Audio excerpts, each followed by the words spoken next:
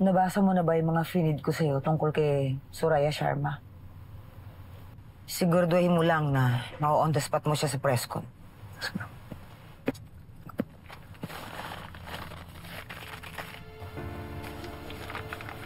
Parang ang dami naman ito, ma'am. Dadagdagan ko pa yan kapag nagawa mo ng tama ang mga pinapagawa ko sa'yo. Opo, ma'am. Ako na pong bahala. And just to be clear, walang dapat makaalam na nagkikita at nag-uusap tayo. Don't worry, ma'am. Makakaasa po kayo. Sige na, baka malate ka pa sa press con. Sige, ma'am.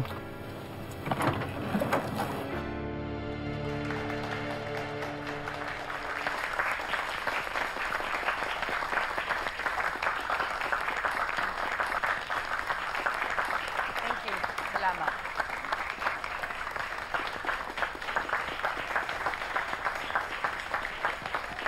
Thank you so much, everyone. Unang-una, please have a seat. Unang-una, gusto ko magpasalamat sa ating mga vloggers and press for coming here today. Alam niyo po, we are so blessed to have such beautiful weather and to have such beautiful faces in front of us. Alam niyo, this project is very, very important to me because I believe that women deserve to have a fulfilling and peaceful life, and that we do not deserve to be abused.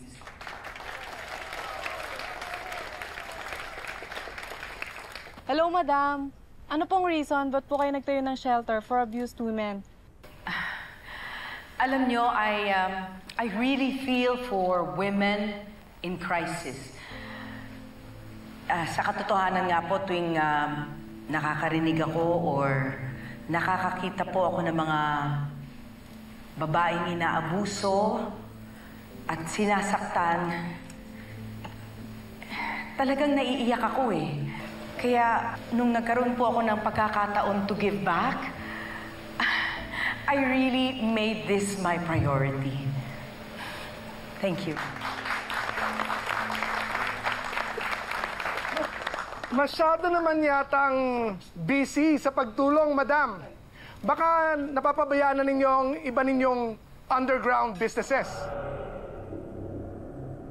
May balitang meron kayong gun smuggling at drug businesses na minana sa asawa. At leader din daw kayo ng sindikato. Totoo ba yon?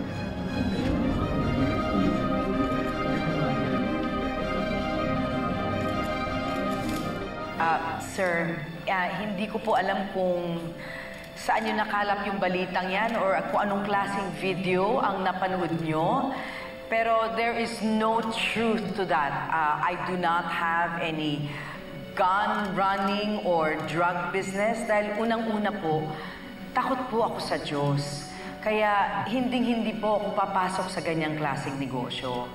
At isa pa, yung asawa ko po, he is a virtuous man. Siya nga po ang nagturo sa akin na buksan ang aking mga mata at palad para makatulong sa mga babaeng inaabuso. At kahit i-research niyo pa po, marami din po siyang ginawang charitable projects. LJ? Itigil mo na itong kalokohan to. If not, I will cancel the funding to your women's shelter. Sige po. Pasensya na po. Pero gahol na po kasi tayo sa oras. Proceed po tayo sa next part of program. Madam, may token of gratitude po kami para sa inyo. Thank you.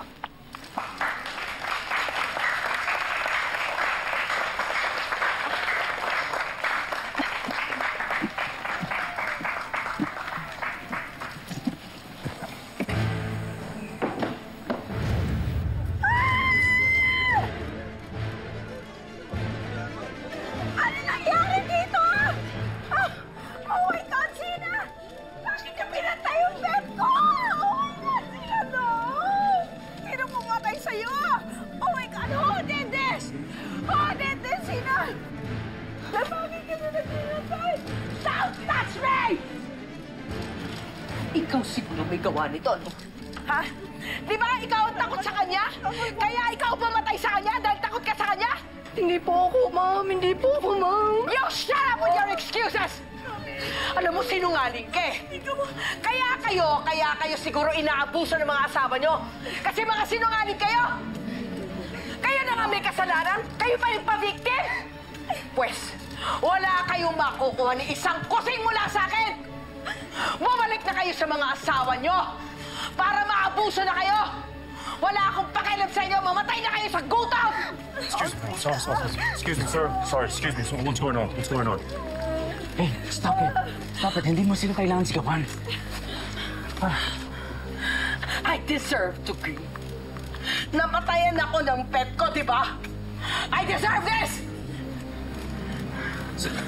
It's all right. You don't have to insult them, okay? Just don't make a scene in front of everyone. Everybody get out of here! Get out! And you stop taking pictures! Please, get out of here! Get out! Calm down. Get out! Get out! Stop taking pictures! Get out of here! Tama na, please. Lumayas na kayo dito! Ano ba ginagawa niyo dyan? Tama na. Sorry, listen. We'll take a look into what happened, all right? Sorry, now, please. Please, tama na, please. Please, tama na. I killed my baby!